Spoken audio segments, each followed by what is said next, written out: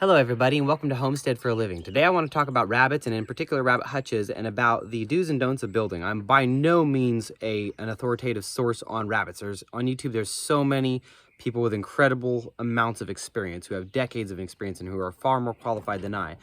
However, I do like to do one thing when I talk about kind of how-tos, which is talk about broad concepts instead of specifics. And I think that really applies to building things like hutches, because this hutch was built with what I had on site. I happen to have some sheet metal that a neighbor gave me. I happen to have certain pieces of wood. So I don't want to talk about the specifics of how to build this, but rather I talk about kind of some of the needs of the rabbits, some of the things I've learned not to do, and some of the things I've learned to do. Rabbits are obviously such an amazing sideline, especially for small acreages, for so many reasons. First of all, you can keep them in a small space. You could do this in an urban lot. They're price accessible. They're also more accessible to the beginner who's new at raising animals, because if, let's say you jump right into cattle and you do something wrong and one dies, now you're out thousands of dollars and you're really financially hurt. Whereas you're going to make mistakes. Predators are going to get in. They're going to kill some of your livestock. If it's chickens or rabbits or small game, small livestock, it's a lot easier to cope with that, and it's easy. You can also afford more. You can fit more in to have a good breeding operation. They're also a good sideline because they're so accessible. Many homesteaders are jumping into rabbits, so there's a good market to sell not just meat rabbits, but actually sell the rabbits as breeding stock and things like that.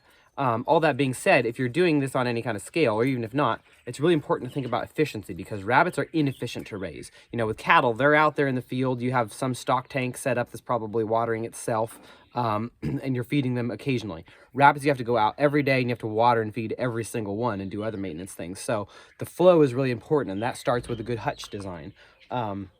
And there are also many specific needs for rabbits that we have to address. I've built some bad hutches that hurt my rabbits. It hurt their feet, and it made them not healthy, made them not grow quickly. So I learned pretty quickly what not to do. So let's talk about some basics. A very important part of the design is what they're standing on. It's the wire at the bottom. You'll notice that this wire is black, this wire is not. That's because they're two different kinds of wire. And so we have some considerations with this wire. First of all, we don't want to hurt their feet. If their feet are on this carpenter cloth here, their feet are really going to be, it's too thin. You can just imagine, you would not want to be standing on that all day long, and their feet are bending around it, and it can make their feet bleed. It's very much not good. So a lot of people make a solid surface for them to stand on, but then you have the problem of droppings and poop collecting on that solid surface. That's exactly what's happening here. We have a new baby bunny, and I gave her a little bit of cardboard to stand on for now, just to get acclimated and to be easy on her very young feet. But obviously that's creating sanitation problems. Now, it's not going to be a problem because I'll remove that.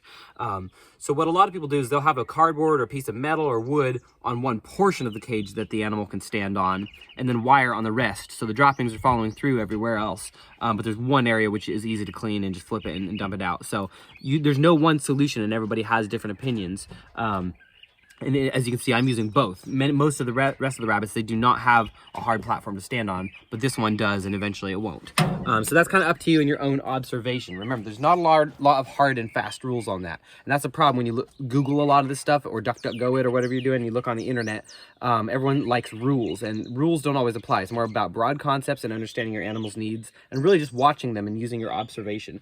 So what I like to use is wire that is big enough for droppings to fall through, but small enough that their feet can still easily stand on it.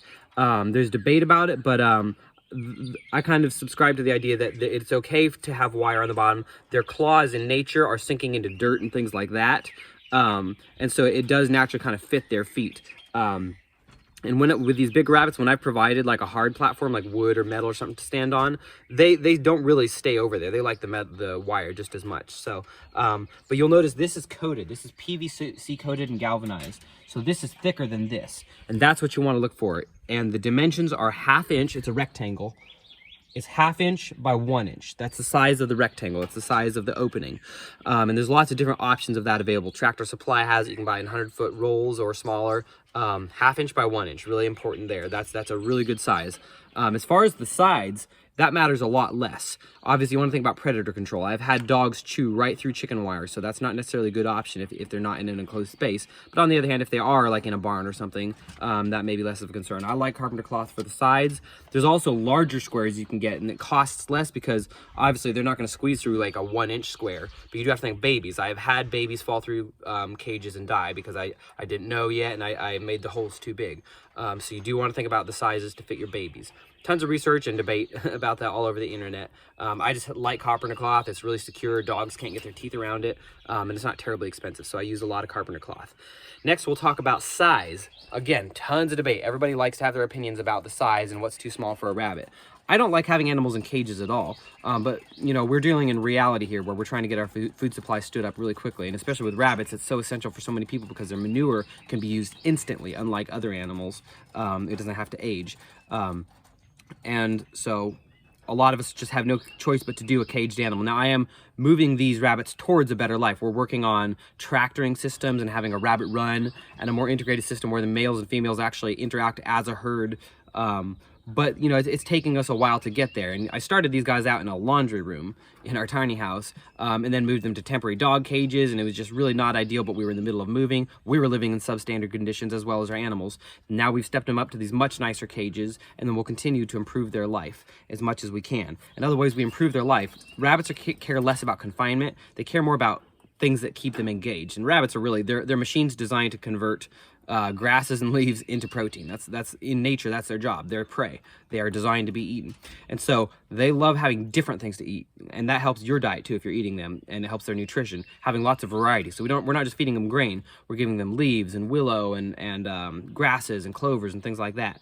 And so something to make up for the kind of the smaller cage size is that I'm giving them as much interesting activity as I can. So for example, I hook these branches. These are oak, but they like lots of things, sumac, willow, mulberry. I hook them up high in the cage so they have to stand up as if they're out in nature foraging for things. And I'll often do that with hay or grasses. I'll make it a little bit difficult, make it a challenge. So that helps their life be a little more interesting.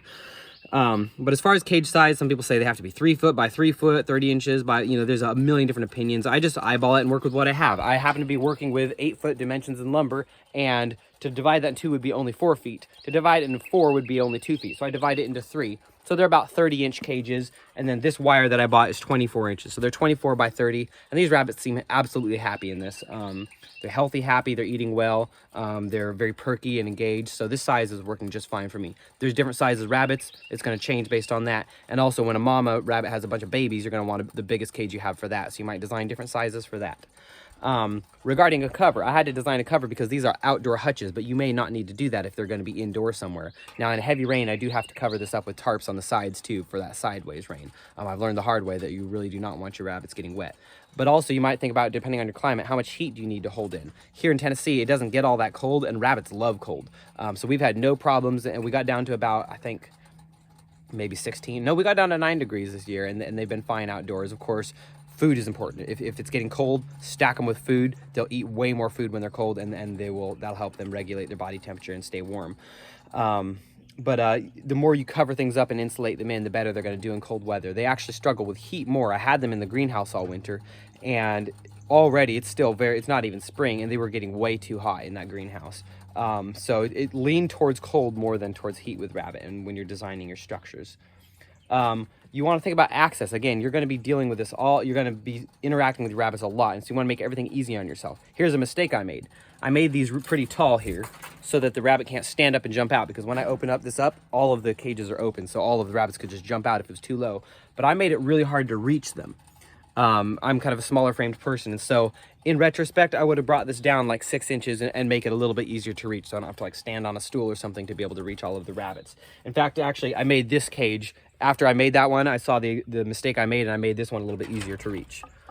You want to build good hinges if you're doing any kind of doors, whether those are side doors or top doors, because you're going to that's where the pressure is going to be. That's going to be the first part to break, and that makes the rest of the structure hold up well. The basic building techniques apply, just making sure you have enough framing, enough stuff to make stuff solid. That just comes from experience with building. As far as how I attach stuff, I used a hammer stapler. I love the hammer stapler.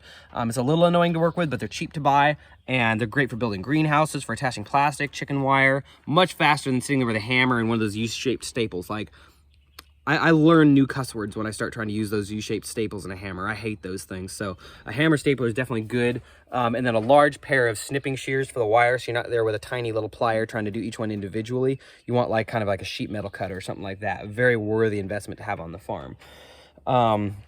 As you can see the joints around here. I use a ton of staples, probably overkill. I just like to build things really solid. You want to avoid, when you're going to deal with a lot of like wires sticking out, and rabbits will cut themselves on those wires. They'll chew on those wires. So really be mindful of keeping wires away from them and really trying to like minimize that. You'll notice I put this rough edge on the top so that on the bottom I could have the more flat. You can see that the edge of that carpenter cloth is like, that's the factory edge where there's not tines sticking out. So there's not a bit of wire in here that can hurt their feet. Now you might end up with a little bit, and then you're just gonna have to address that. You're gonna have to just cut that wire and deal with it and protect them. Let's see, more design considerations. Wood. They will chew absolutely everything. They will try to chew metal, they'll try to chew wood, cardboard, string, it doesn't matter. They like to chew on stuff. So all of our wood is on the exterior. You'll notice, other than a few of the high up spots, there's nowhere where they can chew through wood. The wire is on top of the wood in all places, because otherwise they'll just chew right through that 2x4, which might be treated, and they might be getting into some chemicals you don't like. Feeding and watering. I hate these things. I'm gonna phase them out. Every time I want to water them, I have to take this bottle out, unscrew it, fill it up through a very small opening, rescrew it, wrestle with this wire, and attach it again. KISS applies here. Keep it simple, stupid. That's a good philosophy, because in retrospect, I would have just done a metal container like this, wired it to the edge of the cage so they can't tip it over. And then when I open this up every day, I'm just dumping water. I just have one jug of water. I water them all really quickly and easily. That's what I'm going to switch to. So I'm getting rid of these bottles. I would never buy them again. I also don't use fancy feeders, just whatever kind of tins you have around. I've seen people use like the tins that chicken comes in. But you do want to wire them and attach them to the cage, because they will knock everything over. They love to knock stuff over. They like that stimulation. They like to cause trouble. Now I use string on this and they'll chew right through that. That's a temporary solution. I just built these cages and I need to go to the hardware store, which I'm doing today, to get wire to hold that, because they'll just flip that. That's not a good solution. You want to wire them as solid as you can. I just drilled holes through the metal and attach it that way. I'm just working like everybody, you know, with what I have and improvising and trying to save money, but I'm definitely gonna have to improve that right there. Also with these hutches, there's height here, and that's so that the droppings can fall down. Now I normally put totes underneath, because that's the reason I'm raising these rabbits. They're not primarily for meat. Basically I sell the breeding stock, that pays for the feed becomes manure, which I can instantly use on my market garden farm. In this case I'm not collecting the manure, because I've moved these cages to they're right in front of the house, you'll notice here. And that's because this is our zone 1 herb garden, and this soil is all really damaged when we excavated to build a house. So I'm letting all this manure build up on the ground, and that's going to enrich the soil. But after that, I will put new totes. But I could use this as a tractoring system to move this all over the property and just fertilize wherever they go, or I can catch that manure and urine manually and apply it to wherever I need. So that's some really a few of the basics that I can think of. There's a lot more out there, and like I said, there's many more authoritative sources. I do recommend, and this is kind of outside the spectrum of talking about cages. By the way, look, there's a little wire here, so I need to deal with that situation and snip that so it doesn't hurt itself. But like I put, you know, if I have a log lying around, I give them this little one, something to kind of hide behind and play around. I give them sticks to chew on that really helps their teeth. It makes up for my lack of Timothy hay, because these babies, especially as their teeth is developing, they need to chew it. And then this system is very integrated with my garden. Today I was thinning out my turnip greens, and as I was pulling them out, they had a lot of manure on them and they're really messy. I didn't want to wash those microgreens for our own use, so I give them to the rabbits. And you know, I'll have lettuce that's maybe speckled or bug eaten, or kale. It goes to them. There's a billion kinds of foods you can give them. Again, the internet is kind of a terrible place for this, because everyone will say like, you can't give them oak, they'll die from all the tannins. Well, this little guy's chewing on oak all day, and this little girl is chewing on oak all day, and she's just fine. It's about moderation and testing things in small amounts. When you're testing a new weed or a new plant from your garden, just give it a little and see how they respond, and just kind of keep things varied up, and you're probably going to be fine. I think that's about it. That's all I can think of on the spot here to talk about these cage designs. So feel free to use what you have around your property. You know, there's no one way to do things. That's the beauty of farming. It's very intuitive, and you're going to make mistakes, and you're going to kill some plants, and unfortunately you're going to kill some animals. But ideally, by following some of these specifications, you can really avoid killing some rabbits, hopefully, and give them the best life possible. We really like our animals to be happy. Happy animals are happy owners, and they're better meat too. And it's just the right thing to do, to treat animals as well as you possibly can. So hopefully that's useful for y'all. Let me know in the comments if you have other things you've discovered while raising rabbits, because again, this is just touching on the surface, but I don't want this video to go any longer than it already has. So in the meantime, y'all stay safe, be well, and happy homesteading.